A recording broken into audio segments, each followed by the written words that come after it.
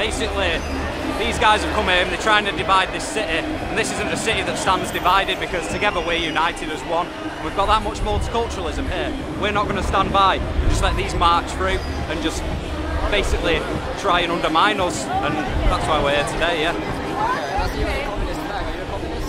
Yeah, I'm quite.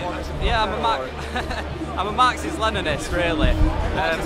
Yeah, because I think that when you have the problems that go around in society with regards to capitalism and things, it's very easy for people like this to channel their ignorance into the masses, and it works for the benefit of the upper class more than anyone else. They're the foot soldiers of the working class, of the upper class, sorry.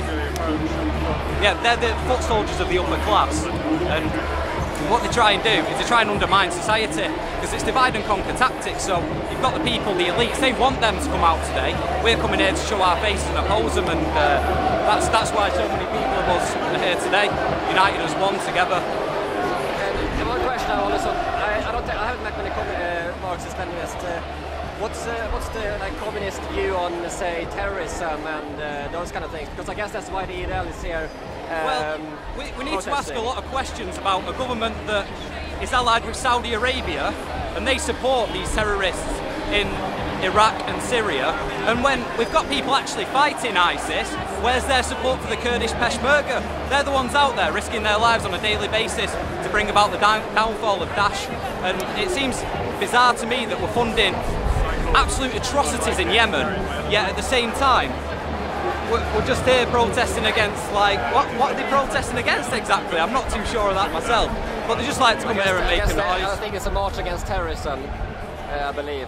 Well, you'll find nobody here that supports terrorism, because the idea of terrorism is it stops you going about your daily life, and they're terrorists. I've seen some absolute animalistic behaviour from them today. They've just thrown a bottle over at us there. Yeah, there was a bottle that landed just around here. Police won't do anything. And over there was this big skinheaded chap, and he went over and just started laying into someone. So, you know what I mean? It's unacceptable. We're here peacefully protesting.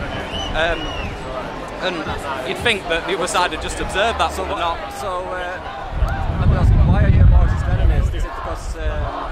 I could stand here all day, like, talking about that, but it's to do with things in my life, and I think that nowadays in this country we need a lot more unity, and that's basically what I believe in. I'm not going to stamp on someone else for their views, because I think that it's important to take other points into perspective, and that's how we get the best thing for everyone.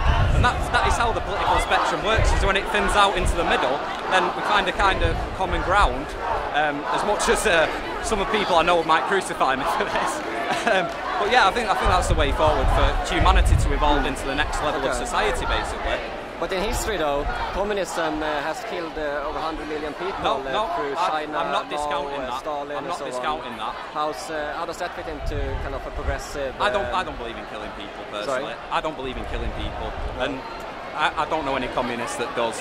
Now, when ideology and theory and practice, obviously very two different things, and I just think coming together as a kind of the kind of camaraderie that we have on the left, it smashes anything else, because there's people that have united and they're together under one banner. And I mean, you asked me why I became a Marxist-Leninist. That's a lot. There's a lot to go through, because it's events from my life that are basically, because we're all products of our environment. So we adapt with change.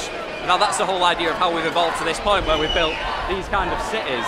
And I just think it's the next step forward for basically socialism, and then the end goal of communism. And that's it really, so yeah. Well, thanks for your time. All right.